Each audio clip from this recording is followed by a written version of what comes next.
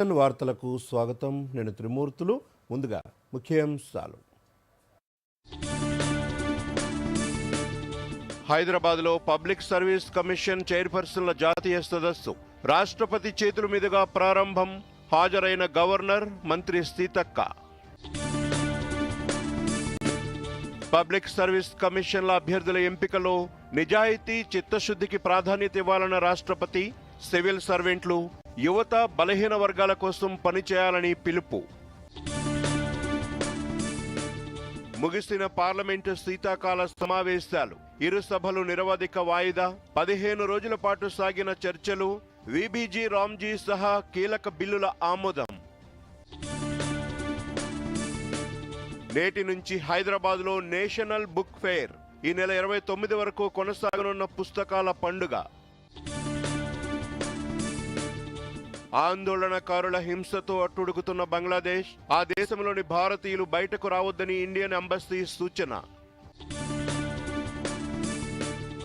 అహ్మదాబాద్ వేదికగా భారత్, దక్షిణాఫ్రికాల మధ్య నేడు 5వ టీ20 సిరీస్లో 2-1 తేడాతో ముందంజలో ఉన్న టీమిండియా. తెలంగాణలో రికార్డు స్థాయిలో పడిపోతున్న ఉష్ణోగ్రతలు. పలుచోట్ల 6 డిగ్రీల కన్నా తక్కువగా నమోదు. మరో 2 రోజులు చలిగాలుల తీవ్రత కొనసాగుతుందన్న వాతావరణ శాఖ. శీతాకాల విడిది కోసం హైదరాబాద్ వచ్చిన రాష్ట్రపతి ద్రౌపది ముర్ము నగరంలోని రామోజీ ఫిల్మ్ సిటీలో పబ్లిక్ సర్వీస్ కమిషన్ చైర్పర్సన్ల 26వ జాతీయ సదస్సును ప్రారంభించారు. ప్రారంభోత్సవ కార్యక్రమంలో రాష్ట్రపతితో పాటు తెలంగాణ గవర్నర్ జిష్ణుదేవ్ వర్మ, రాష్ట్ర మంత్రి Seethakka, UPSC chairman Ajay Kumar, Telangana public service commission chairman Burra Venkatesham తదితరులు పాల్గొన్నారు. తెలంగాణ పబ్లిక్ సర్వీస్ కమిషన్ ఆధ్వర్యంలో 2 రోజుల పాటు జరగనున్న ఈ సదస్సులో దేశంలోనే పబ్లిక్ సర్వీస్ కమిషన్లు ఎదుర్కొంటున్న సవాళ్లపై చర్చించనున్నారు. ఉద్యోగాల నియామకంలో వివిధ రాష్ట్రాలు అవలంబిస్తున్న విధానాలు, పరస్పర సహకారంపై కూడా ఈ సదస్సులో చర్చించనున్నారు.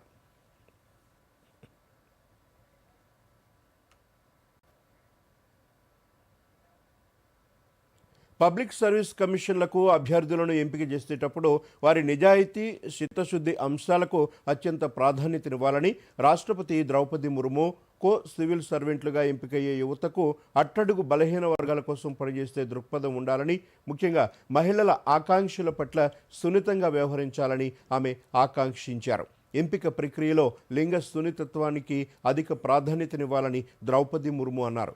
భవిష్యత్ అవసరాలకు తగ్గట్టుగా సివిల్ సర్వెంట్లను తీర్చిదిద్దటంలో కమిషన్లు తమ బాధ్యతను సమర్థవంతంగా నిర్వర్తిస్తాయని రాష్ట్రపతి విశ్వాసం వ్యక్తం చేశారు. I am glad to note that the commissions have been responding to the emerging requirements in different phases of their journeys. Before independence, the Central Public Service Commission was set up on 1st October 1926. Later, in accordance with the provisions of the Government of India Act 1935, Federal Public Service Commission and Provincial Public Service Commissions were established. After we became a republic of January 26, 1950, the Union Public Service Commission and the State Public Service Commissions came into being. సదస్సులో governor Jishnu Dev Varma మాట్లాడుతూ ప్రజాస్వామ్య పాలనకు వెన్నెముకగా నిలిచే civil సర్వీసెస్ను తీర్చిదిద్దటంలో public service కమిషన్లు కీలక పాత్ర పోషిస్తాయన్నారు. Public service కమిషన్లు ఎదుర్కొంటున్న న్యాయపరమైన కేసుల వివరాలతో ఒక కేంద్రీకృత డేటాబేస్ను ఏర్పాటు చేయాలన్న ప్రతిపాదనను governor స్వాగతించారు.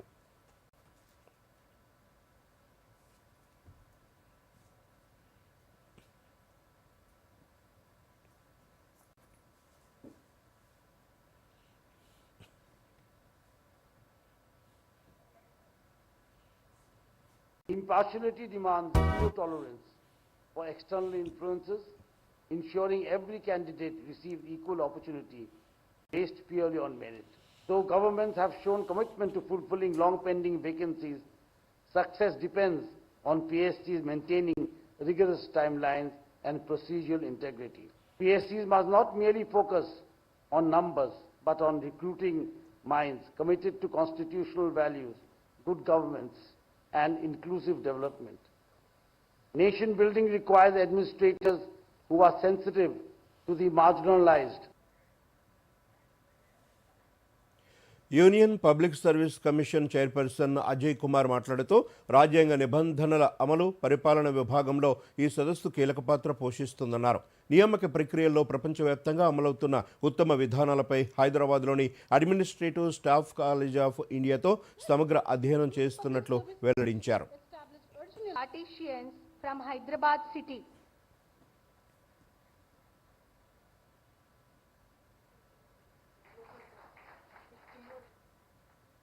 This conference occupies a special place in our constitutional and administrative framework, serving as a vital forum for cooperation and collective reflection within India's federal system. Instituted in 1949, the National Conference of Chairpersons of State PSCs has, over the decade, evolved into an important institutional mechanism for dialogue and mutual learning. Since 1999, it has been held regularly, reinforcing the spirit of cooperative federalism by enabling state public service commissions and the Union Public Service Commission to deliberate on shared challenges and exchange best practices. ప్రధానమంత్రి నరేంద్ర మోదీ పశ్చిమాసియా, Africa దేశాల పర్యటన ముగిసింది.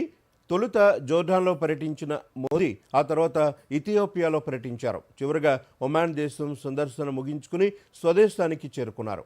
3 దేశాల పర్యటనలో భాగంగా ఆయా దేశాధినేతలతో మోదీ ద్వైపాక్షిక చర్చలు నిర్వహించారు. ఈ సందర్భంగా ఆయా దేశాలతో భారత్ పలు కీలక ఒప్పందాలు కుదుర్చుకుంది. వివరాలు చూద్దాం.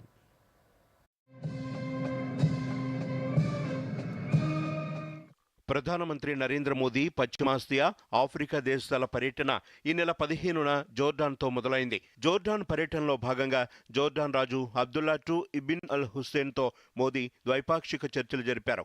వాణిజ్యం, పెట్టుబడులు, రక్షణ, ఇంధనం, వ్యవసాయం, సాంకేతిక రంగాల్లో సహకారం పెంపొందించుకోవాలని నిర్ణయించారు. సంస్కృతి, పునరుత్పాదక ఇంధనం, జల నిర్వహణ, డిజిటల్ మౌలిక సదుపాయాలు, పెట్రా ఎల్లోరా సంస్థల మధ్య సహకారంపై ఎంఓయూలు కుదిరాయి. ఈ సందర్భంగా ప్రధాని మోదీ మాట్లాడుతూ రానున్న 5 ఏళ్లలో ద్వైపాక్షిక వాణిజ్యం $500 కోట్ల చేరుతుందని ఆశాభావం వ్యక్తం చేశారు. हम trade, fertilisers, digital technology, infra और पीपल टू पीपल टाइज जैसे क्षेत्रों में सहयोग आगे बढ़ाएंगे. योर मैजेस्टी, वैश्विक स्तर पर भी हम करीबी संपर्क में रहे हैं. జోర్డాన్ పర్యటన అనంతరం ప్రధానమంత్రి నరేంద్ర మోదీ ఇథియోపియాలో పర్యటించారు. ఇథియోపియా ప్రధాని అబీ అహ్మద్ అలీతో నేషనల్ ప్యాలెస్లో ద్వైపాక్షిక చర్చలు జరిపారు. అనంతరం ప్రతినిధి బృందాలు ద్వైపాక్షిక సమావేశం నిర్వహించాయి.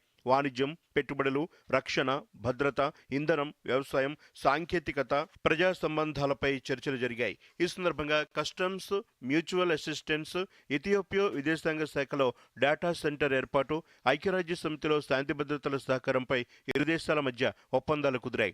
ఈ సందర్భంగా మోదీ మాట్లాడుతూ food health security, capacity building, digital public infrastructure రంగాల్లో సహకారం పెంచుకోవాలని మోదీ సూచించారు. కాగా ఇథియోపియా పర్యటనలో భాగంగా ఆ దేశ అత్యున్నత పురస్కారం గ్రాండ్ ఆనర్ ఆఫ్ ఇథియోపియా పురస్కారాన్ని ఇథియోపియా ప్రధాని అబీ అహ్మద్ అలీ చేతుల మీదుగా మోదీ అందుకున్నారు. एक अविस्मरणीय अनुभव है. अभी अभी मुझे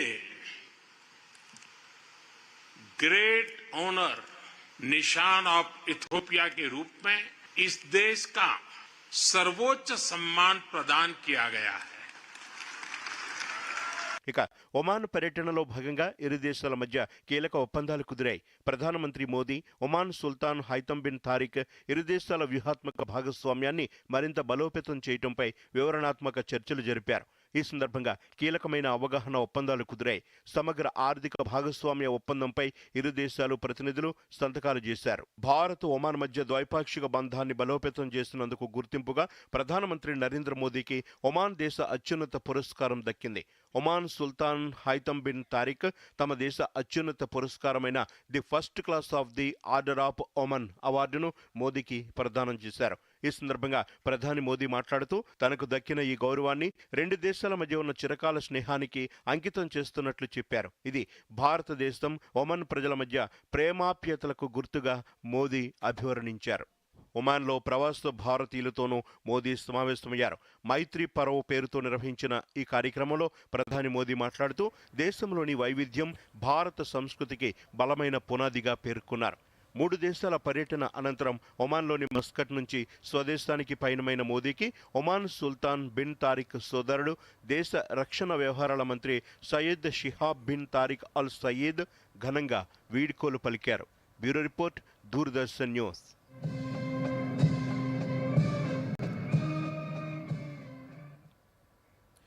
రైట్. భారత్, ఒమాన్ దేశాలు స్వేచ్ఛా వాణిజ్య ఒప్పందాన్ని కుదుర్చుకున్నాయి.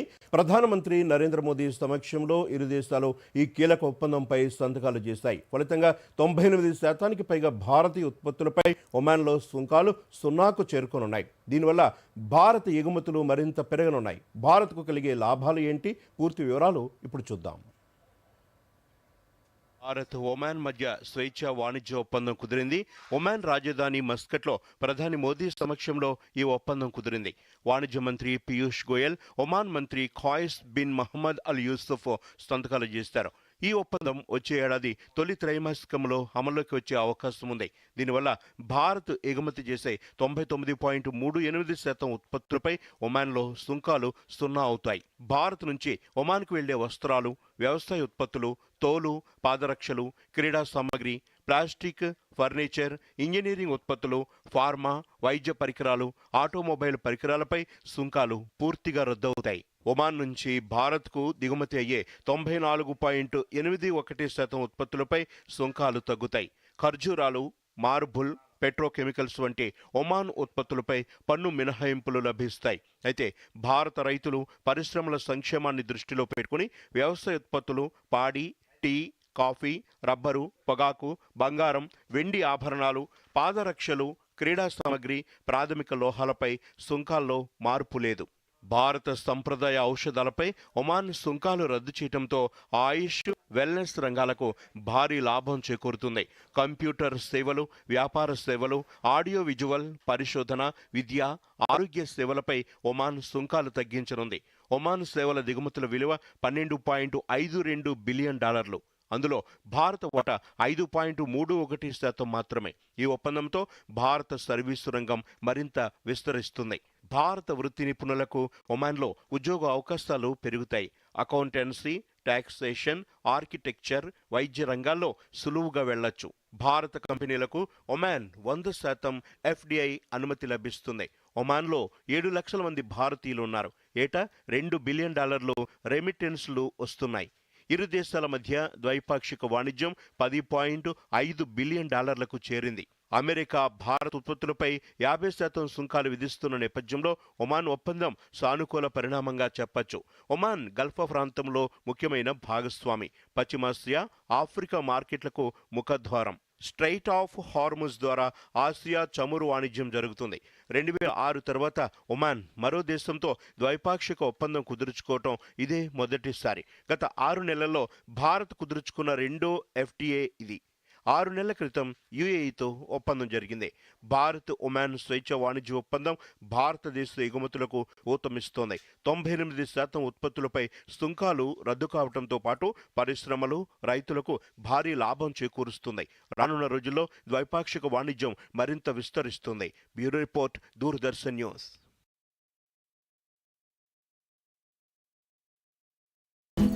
పెద్ద కొడలా, ఇది నీకోసం అమ్మా. దీనికి తొందర వచ్చింది. అరే చిన్న కొడలా, ఇదేమో నీకోసం. ఇదిగో ఇది నా చిట్టి తల్లి కోసం. కానీ నాయనమ్మా, మీకోసం అంతా తనదే. నా బ్యాంక్, లాకర్, ఫిక్స్డ్ డిపాజిట్ అన్నిట్లోనూ ఈవినేగా నామినీ చేశాను. రేపు నేను లేనప్పుడు డబ్బు ఈవిడికి సులువుగా లభిస్తుంది. శుభం పలకండి. ఏంటిది? RBI అంటుంది, విషయాలు తెలుసుకోండి, జాగరూకంగా ఉండండి.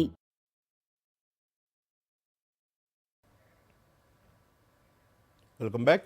పార్లమెంటు శీతాకాల సమావేశాలు నిరవధికంగా వాయిదా పడ్డాయి. ఈ నెల 1న ప్రారంభమైన ఈ సమావేశాలు 15 రోజుల పాటు సాగాయి. ఈ సమావేశాల్లో కీలక బిల్లులు ఆమోదం పొందాయి. Viksit Bharat Gramin Rozgar and Ajeevika mission bill, Shanti bill సహా పలు కీలక బిల్లులకు ఆమోదం లభించింది. కాగా సమావేశాల ముగింపు సందర్భంగా ఉదయం లోక్సభలో స్పీకర్ ఓం బిర్లా మాట్లాడుతూ ఈ సమావేశాల్లో సభ ఉత్పాదకత సుమారు 111% ఉందని తెలిపారు.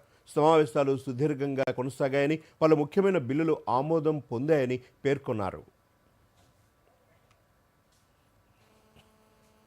लोकसभा के छठे सत्र की समाप्ति की ओर आ गए हैं। इस सत्र में हमने 15 बैठकें की। आप सभी के सहयोग से इस सत्र में सभा की उत्पादकता 111% रही। सभी माननीय सदस्यों ने देर रात्रि तक बैठकर सदन चलाने में सहयोग किया, इसके लिए मैं आपका धन्यवाद देता हूं। माननीय सदस्य, अब हम वंदे मातरम की धुन पर अपने स्थान पर खड़े हो जाएं। Viksit Bharat Gramin Rozgar and Ajeevika Mission V G Ramji bill ఆమోదంపై చివరి రోజు కూడా ప్రతిపక్షాల నిరసనలు కొనసాగాయి. ఈరోజు పార్లమెంట్ ఆవరణలో ప్రతిపక్ష నేతలు నిరసన చేపట్టారు. బిల్లుపై చర్చ జరగకుండానే, బిల్లును పరిశీలించకుండానే పార్లమెంటు ఆమోదం తెలిపిందని రాహుల్ గాంధీ ఆరోపించారు. మహిళలు, ఎస్సీలు, ఆదివాసీలు, భూమి లేని కార్మికులు ఎక్కువగా నష్టపోతారని ఎక్స్ వేదికగా ఆందోళన వ్యక్తం చేశారు. కేంద్ర ప్రభుత్వ నిధులు తగ్గించడంతో రాష్ట్రాలపై భారం పడుతుందని, పథకం నీరుగారిపోతుందని కాంగ్రెస్ ఎంపీ ప్రియాంక గాంధీ ఆరోపించారు.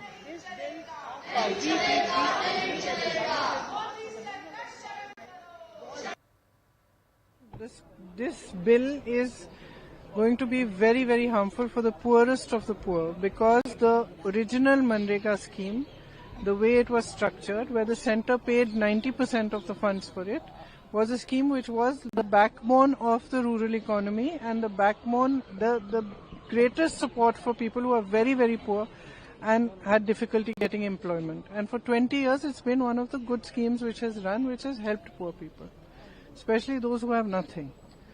Now, in this new formation, in the new form of the bill, when you cut down so much of the allocation from the center, and most of the allocation is, a lot of it is going to come from the state. The states are not going to be able to afford. Telangana phone tapping కేసులో కీలక పరిణామం చోటు చేసుకుంది. Case ముఖ్య నిందితుడు మాజీ SIB chief Prabhakar Rao police కస్టడీని supreme court మరో వారం రోజులు పొడిగించింది. డిసెంబర్ 25 వరకు కస్టోడియల్ విచారణకు అనుమతి ఇచ్చింది. గురువారం వారం రోజుల కస్టడీ పూర్తయిన నేపథ్యంలో సిట్ మరిన్ని రోజుల విచారణ కోరింది. వారం రోజుల దర్యాప్తు స్టేటస్ రిపోర్టు సమర్పించిన సిట్ అభ్యర్థన మేరకు సుప్రీంకోర్టు కస్టడీని పొడిగించింది. డిసెంబర్ 26న ప్రభాకర్ రావును పోలీసు కస్టడీ నుంచి విడుదల చేయాలని, తదుపరి విచారణ వరకు ఎలాంటి చర్యలు తీసుకోవద్దని స్పష్టం చేసింది. దర్యాప్తుకు సహకరించాలని ప్రభాకర్ రావుకు సుప్రీంకోర్టు ఆదేశించింది.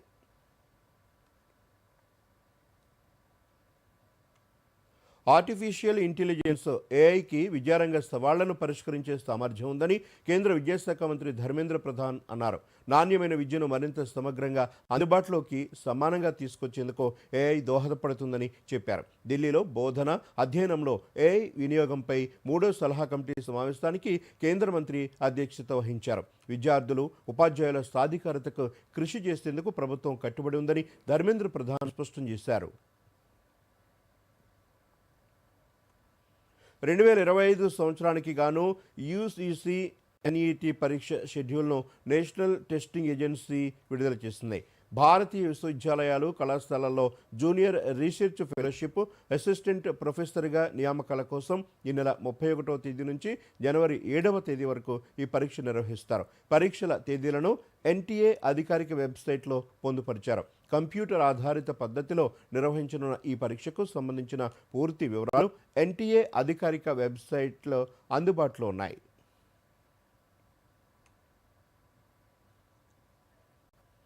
ఇండియన్ ఇన్ఫర్మేషన్ సర్వీస్ ఐఐఎస్ విశ్రాంత అధికారి బాఖర్ మిర్జా మృతి చెందారు.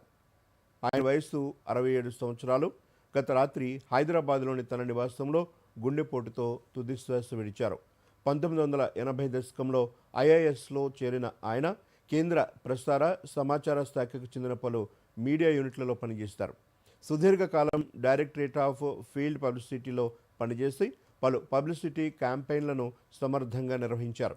ఆకాశవాణి హైదరాబాద్లో 2011 నుంచి 5 సంవత్సరాలకు పైగా సేవలందించారు. పలు సంవత్సరాలు ఆకాశవాణిలో ఉర్దూలో వార్తలు కూడా చదివారు. అనంతరం పదోన్నతిపై దూరదర్శన్ కేంద్రం గౌహటిలో జాయింట్ డైరెక్టర్గా చేరి 2018లో అక్కడి పదవీ విరమణ చేశారు. ఉర్దూలో మిర్జా రాసిన పుస్తకాలు అందరి మన్ననలు పొందాయి. బాకర్ మిర్జా మృతి పట్ల ఐఏఎస్ అధికారులు, సిబ్బంది తీవ్ర విచారం వ్యక్తం చేశారు. ఆయన కుటుంబ సభ్యులకు సానుభూతి ప్రకటించారు. మిర్జా అంత్యక్రియలు హైదరాబాద్లో జరుగుతాయని కుటుంబ సభ్యులు తెలిపారు. హైదరాబాద్లో పుస్తక ప్రియుల పండుగ జాతీయ పుస్తక ప్రదర్శన నేడు ప్రారంభమవుతోంది. ఇందిరా పార్క్ ఎదురుగా ఎన్టీఆర్ స్టేడియంలో 38వ నేషనల్ బుక్ ఫెయిర్ జరగనుంది. ఈ నెల 29 వరకు 11 రోజుల పాటు జరగనుంది. మంత్రి జూపల్లి కృష్ణారావు చేతుల మీదుగా ప్రదర్శన ప్రారంభం కానుంది. ప్రతిరోజు మధ్యాహ్నం 1 గంట నుంచి రాత్రి 9 గంటల వరకు, వారాంతాల్లో మధ్యాహ్నం 12 గంటల నుంచి పుస్తకాల ప్రదర్శన జరగనుంది. ఎంట్రీ ఫీజు 10 రూపాయలు కాగా రచయితలు, జర్నలిస్టులు, పాఠశాల విద్యార్థులకు ఉచిత ప్రవేశం కల్పించారు. తెలుగుతో పాటు వివిధ భాషలకు సంబంధించిన పుస్తకాలతో మొత్తం 365 స్టాళ్లు ఏర్పాటు చేశారు. ఈసారి 15 లక్షలకు పైగా పుస్తక ప్రియులు పాల్గొనే అవకాశం ఉందని నిర్వాహకులు తెలిపారు. సంక్రాంతి పండుగను పురస్కరించుకుని హైదరాబాద్లో ఈ ఏడాది కూడా ఫెస్టివల్ అంగరంగ వైభవంగా జరగనుంది. సికింద్రాబాద్లోని పెరేడ్ గ్రౌండ్లో జనవరి 13వ తేదీ నుంచి జనవరి 18వ తేదీ వరకు ఇంటర్నేషనల్ కైట్ ఫెస్టివల్ నిర్వహించనున్నారు. ఈ విషయాన్ని tourism special CS Jayesh Ranjan వెల్లడించారు. దేశ విదేశాల నుంచి వచ్చే ప్రత్యేక పర్యాటకులు ఈ ఫెస్టివల్లో పాల్గొని రకరకాల కైట్స్ ఎగురవేస్తారని తెలిపారు. కాగా ఏడాది స్పెషల్గా drone show, hot air balloon show కూడా నిర్వహించనున్నట్లు చెప్పారు. జనవరి 13 నుంచి 15 వరకు కైట్స్ స్వీట్స్ ఫెస్టివల్ నిర్వహిస్తామని, 13, 14 తేదీల్లో డ్రోన్ షో జరుగుతుందని అన్నారు. అలాగే 16 నుంచి 18 వరకు హాట్ ఎయిర్ బెలూన్ షో నిర్వహించేందుకు ఏర్పాట్లు చేస్తున్నట్లు జయేష్ రంజన్ తెలిపారు. కాగా ఈ ఫెస్టివల్ను వీక్షించేందుకు ఎటువంటి రుసుము వసూలు చేయటం లేదని, సందర్శకులను ఉచితంగానే అనుమతిస్తామన్నారు. రాజీ మార్గమే రాజమార్గమని లోక్ అదాలత్ ద్వారా ఇరుపక్షాల కక్షిదారులు అంగీకారంతో సత్వర పరిష్కారం పొందొచ్చని భద్రాద్రి కొత్తగూడెం జిల్లా న్యాయ సేవాధికార సంస్థ కార్యదర్శి న్యాయమూర్తి ఎం రాజేందర్ తెలిపారు. ఈ నెల 21న భద్రాద్రి కొత్తగూడెం జిల్లా కోర్టు ప్రాంగణంలో జరిగే జాతీయ లోక్ అదాలత్ను సద్వినియోగం చేసుకోవాలని సూచించారు. క్రిమినల్ కాంపౌండబుల్ కేసులు, సివిల్ తగాదా కేసులు, ఆస్తి విభజన కేసులు, వైవాహిక జీవితానికి సంబంధించిన కేసులు, బ్యాంకు రికవరీ, టెలిఫోన్ రికవరీ కేసులు, విద్యుత్ చౌర్యం, చెక్ బౌన్స్ కేసులు, వాహన ప్రమాద పరిహార కేసులు తదితర రాజీ పడదగిన అన్ని కేసుల్లోనూ కక్షిదారులు రాజీ పడాలని సూచించారు.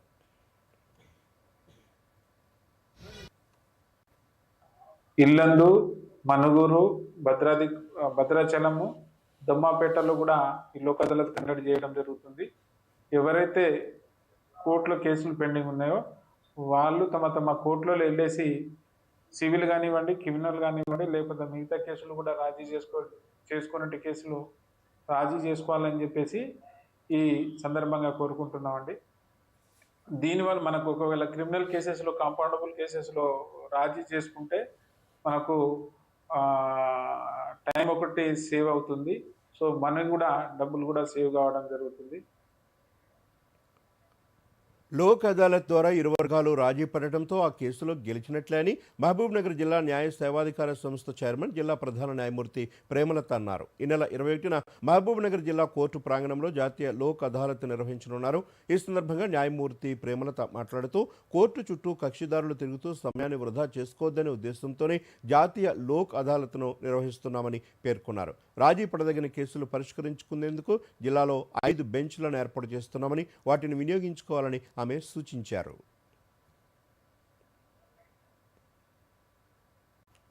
ఈ సివిల్ కేసెస్లో వచ్చేసి మీరు కేసును రాజీ చేసుకుంటే మీరు ఆల్రెడీ పే చేసిన కోర్ట్ ఫీ అనేది మీకు వాపస్ ఇవ్వబడుతుంది.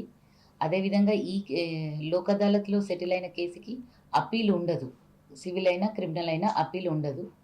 అదేవిధంగా క్రిమినల్ కేసెస్ అన్నింటిలో కూడా రాజీ పడదగ్గ క్రిమినల్ కేసులన్నీ కూడా మీరు సెటిల్ చేసుకోవచ్చునండి. అది కాకుండా మొత్తంగా మేము మహబూబ్ నగర్ జిల్లా వ్యాప్తంగా ఇప్పుడైతే 5 బెంచీలు ఏర్పాటు చేశామండి. లోక్ అదాలత్ బెంచీలు జడ్చర్లలో 2, ఇక్కడ యాజ్ ఆఫ్ నౌ 3 ఉన్నాయి. ఇంకా మా మ్యాజిస్ట్రేట్లు ట్రైనింగ్లో ఉన్నారు. వాళ్ళు వెనకాల వస్తే ఇంకొక 3 బెంచీలు ఏర్పాటు చేస్తాము. జిల్లా కోర్టులో మోటార్ వెహికల్స్, అదేవిధంగా సివిల్ కేసులకు సంబంధించిన ఒక బెంచీ ఉంటుంది. అదేవిధంగా అడిషనల్ సీనియర్ సివిల్ జడ్జ్ క్యాడర్లో 1, అందులో ఫ్యామిలీ మ్యాటర్స్ అన్నీ కూడా, అదేవిధంగా సివిల్ కేసులు కూడా రాజీ చేస్తారు. కుష్టు వ్యాధిని నివారించేందుకు యాదాద్రి భువనగిరి జిల్లాలో వైద్య సిబ్బంది ఇంటింటి సర్వే ప్రారంభించారు. వ్యాధిని ముందే నిర్ధారించడంతో త్వరగా తగ్గించవచ్చన్న లక్ష్యంతో ఈ నెల 31 వరకు ఈ కార్యక్రమాన్ని నిర్వహిస్తున్నారు. ఈ సందర్భంగా లెప్రసీ నోడల్ అధికారులు, వైద్య సిబ్బంది ప్రతి ఇంటికి వెళ్లి వారిని పరీక్షించి కుష్టు వ్యాధి అనుమానితులు ఉంటే వారికి తగిన చికిత్స తీసుకునేలా అవగాహన కల్పిస్తున్నారు. ఈ సందర్భంగా leprosy programme officer doctor Vamsikrishna మాట్లాడుతూ శరీరంపై తెల్లని మచ్చలు, పెసర, రాగి రంగుల్లో ఉన్న స్పర్శ లేకుండా ఉన్నట్లయితే వెంటనే డాక్టర్లకు తెలియజేయాలని తెలిపారు. ఈ వ్యాధి బ్యాక్టీరియా ద్వారా వచ్చే వ్యాధి అని అన్నారు. ఈ వ్యాధి సోకి చికిత్స తీసుకునే వారి వివరాలు గోప్యంగా ఉంచుతామని చెప్పారు. కార్యక్రమం ప్రతి సంవత్సరం 2 విడతలుగా 6 నెలలకు ఒకసారి చేస్తామండి.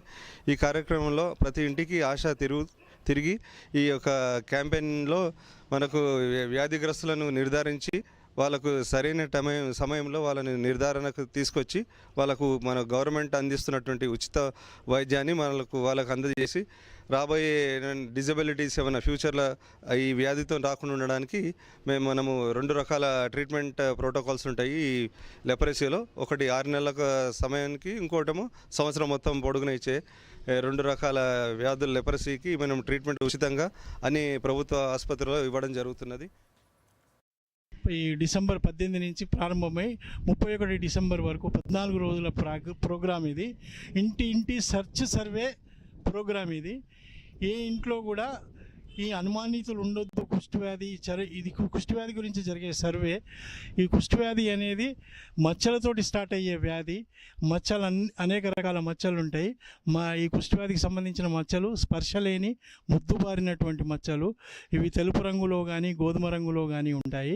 ఈ మచ్చలకు స్పర్శ ఉండదు, ముద్దుబారినట్టు ఉంటాయి.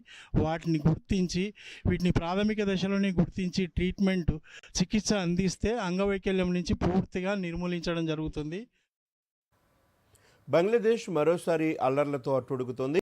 ఎన్నికల ప్రచారంలో గుర్తు తెలియని దుండగులు జరిపిన కాల్పుల్లో గాయపడిన ఇంక్విలాబ్ మంచ్ కన్వీనర్ షరీఫ్ ఉస్మాన్ బిన్ హైదీ సింగపూర్లో చికిత్స పొందుతూ మృతి చెందారు. దీంతో ఆయన మృతికి నిరసనగా దేశవ్యాప్తంగా ఆందోళనకారులు విధ్వంసం సృష్టిస్తున్నారు.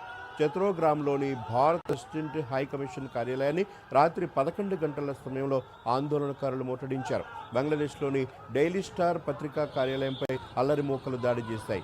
ఢాకాలోని కబ్రాన్ బజార్లోని కార్యాలయానికి నిప్పుపెట్టారు. గంటల తరబడి శ్రమించి దాదాపు 25 మంది జర్నలిస్టులను అగ్ని కీలల నుంచి రక్షణ దళాలు కాపాడాయి. కాగా బంగ్లాదేశ్లో హింసాత్మక ఘటనలపై బంగ్లాదేశ్ తాత్కాలిక ప్రభుత్వ అధిపతి మహమ్మద్ యూనస్ స్పందించారు.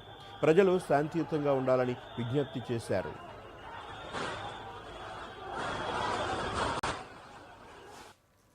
আমি আপনাদের সামনে হাজির হয়েছি অত্যন্ত হৃদয় বিদারক একটি সংবাদ নিয়ে। সিঙ্গাপুরে চিকিৎসাধীন জুলাই গণঅভ্যুত্থানের সম্মুখভাগের অকুতোভয় যোদ্ধা ও ইনকলাব মঞ্চের মুখপাত্র শরীফ ওসমান হাদি আর আমাদের মাঝে নেই. బంగ్లాదేశ్లో హింసాత్మక ఘటనల నేపథ్యంలో ఆ దేశంలోని భారత హై కమిషన్ అడ్వైజరీ జారీ చేసింది. భారతీయులంతా అప్రమత్తంగా ఉండాలని హెచ్చరించింది. ప్రస్తుతం పరిస్థితుల దృష్ట్యా బంగ్లాదేశ్లో నివసిస్తున్న భారతీయులు, భారత విద్యార్థులు అనవసర ప్రయాణాలు చేయొద్దని సూచించింది. అత్యవసరమైతే తప్ప బయటకు రావద్దని హెచ్చరించింది. ఏదైనా ఎమర్జెన్సీ అయితే సాయం కోసం high commission, assistant high commission కార్యాలయాలను సంప్రదించాలని భారత దౌత్యాధికారులు తాజాగా జారీ చేసిన అడ్వైజరీలో పేర్కొన్నారు.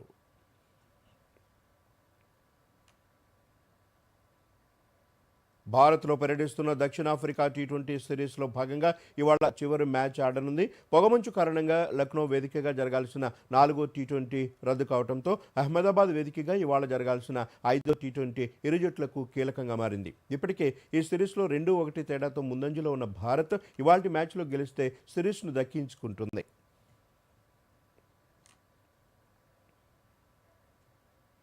తెలంగాణలో చలి తీవ్రత రోజురోజుకు పెరుగుతోంది. పలు జిల్లాల్లో రాత్రి ఉష్ణోగ్రతలు సింగిల్ డిజిట్కు పడిపోయాయి. కుమ్రం భీం, ఆసిఫాబాద్, సంగారెడ్డి, రంగారెడ్డి జిల్లాలో 5.7 నుంచి 6.5 డిగ్రీల సెల్సియస్ మధ్య ఉష్ణోగ్రతలు నమోదయ్యాయి. రాష్ట్ర వ్యాప్తంగా 13 జిల్లాల్లో 10 డిగ్రీల లోపు ఉష్ణోగ్రతలు రికార్డు అయ్యాయి. అత్యల్పంగా ఆసిఫాబాద్ జిల్లా సిర్పూర్ యూలో 5.7 డిగ్రీలు నమోదైంది. సంగారెడ్డి జిల్లా పటాన్చెరులో 6.4, హనుమకొండలో 11, ఆదిలాబాద్లో 7.7 డిగ్రీలు రికార్డు అయ్యాయి. వచ్చే వారం రోజులు చలి తీవ్రత విపరీతంగా ఉంటుందని వాతావరణ శాఖ హెచ్చరించింది. 5 జిల్లాలు మినహా మిగిలిన వాటికి ఆరెంజ్ అలర్ట్ జారీ చేసింది. ఇక మరోమారు ముఖ్యాంశాలతో వార్తలు ముగిద్దాం. నమస్కారం. హైదరాబాద్లో పబ్లిక్ సర్వీస్ కమిషన్ చైర్పర్సన్ల జాతీయ సదస్సు రాష్ట్రపతి చేతుల మీదుగా ప్రారంభం. హాజరైన గవర్నర్, మంత్రి సీతక్క. పబ్లిక్ సర్వీస్ కమిషన్ల అభ్యర్థుల ఎంపికలో నిజాయితీ, చిత్తశుద్ధికి ప్రాధాన్యత ఇవ్వాలన్న రాష్ట్రపతి. సివిల్ సర్వెంట్లు, యువత, బలహీన వర్గాల కోసం పనిచేయాలని పిలుపు. ముగిసిన పార్లమెంటు శీతాకాల సమావేశాలు. ఇరు సభలు నిరవధిక వాయిదా. 15 రోజుల పాటు సాగిన చర్చలు. వీబీజీ, రామ్జీ సహా కీలక బిల్లుల ఆమోదం. నేటి నుంచి హైదరాబాద్లో నేషనల్ బుక్ ఫెయిర్. ఈ నెల 29 వరకు కొనసాగనున్న పుస్తకాల పండుగ. ఆందోళనకారుల హింసతో అట్టుడుగుతున్న బంగ్లాదేశ్. ఆ దేశంలోని భారతీయులు బయటకు రావద్దని ఇండియన్ ఎంబసీ సూచన. అహ్మదాబాద్ వేదికగా భారత్, దక్షిణాఫ్రికాల మధ్య నేడు 5వ టీ20 సిరీస్లో 2-1 తేడాతో ముందంజలో ఉన్న టీమిండియా. తెలంగాణలో రికార్డు స్థాయిలో పడిపోతున్న ఉష్ణోగ్రతలు. పలుచోట్ల 6 డిగ్రీల కన్నా తక్కువగా నమోదు. మరో 2 రోజులు చలిగాలుల తీవ్రత కొనసాగుతుందన్న వాతావరణ శాఖ. ఇప్పుడు వార్తలు ఎక్కడైనా ఎప్పుడైనా డిడి న్యూస్ ఇప్పుడు మీ చేతిలో. దూరదర్శన్ యాదగిరి వార్తలు డిజిటల్ ప్లాట్ఫామ్స్ లో చూడండి. యూట్యూబ్, ఫేస్బుక్, ఇన్స్టాగ్రామ్, ఎక్స్ మరియు వేవ్స్ లో ఫాలో అవ్వండి, లైక్ చేయండి, షేర్ చేయండి.